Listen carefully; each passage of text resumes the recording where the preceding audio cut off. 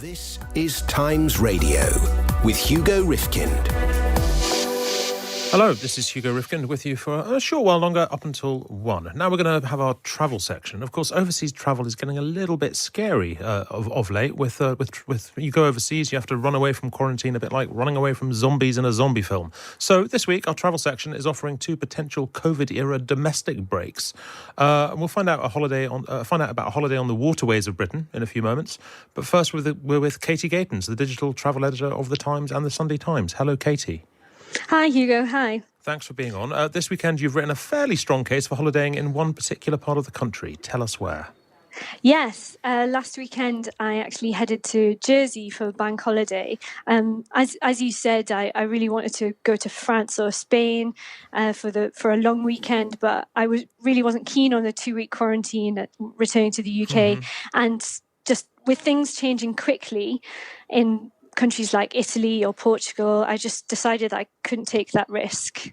And so to tell us, I've been to Jersey once, I think. I followed the Olympic torch to Jersey, and it didn't spend very long there. I spent a while running around trying to find it. But tell us about a holiday in Jersey. What did you do? Yeah, well, you know, it's the closest you can get to France without leaving the country. So it's a very good chance there'll be good weather. And it's about a 35-minute flight from London, so less than an hour. And, once you get there, there's just loads of space, the most beautiful beaches. There's so much to do.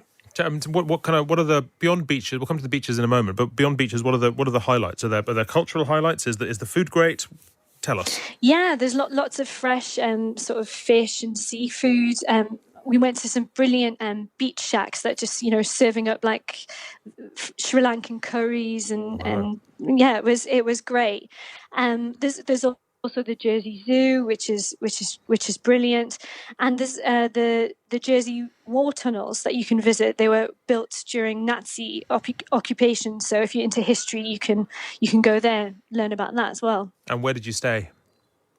We stayed at 2 hotels, actually, 2 very great hotels. One, the Hotel de France, which is sort of a villa-style, big white building. And another, the Club Hotel and Spa, which has got a beautiful outdoor pool, which is not quite Saint-Tropez, but, you can't get there very easily at the moment. So it'll do. And what are the beaches like? Are they sandy and beautiful, or are they a little bit British? No, I mean, there's a variety of beaches, actually. So in the north of the island, you've got beautiful cliff-top walks, and you can go down into sort of rocky coves where there's sort of crystal clear water for swimming. And there's another on the west of the island, which is St. Juan's Beach, which runs for almost 5 miles down the whole side of the island. And we had a surfing lesson there. It's very flat and sandy. And it looks like something from like in the Caribbean, really.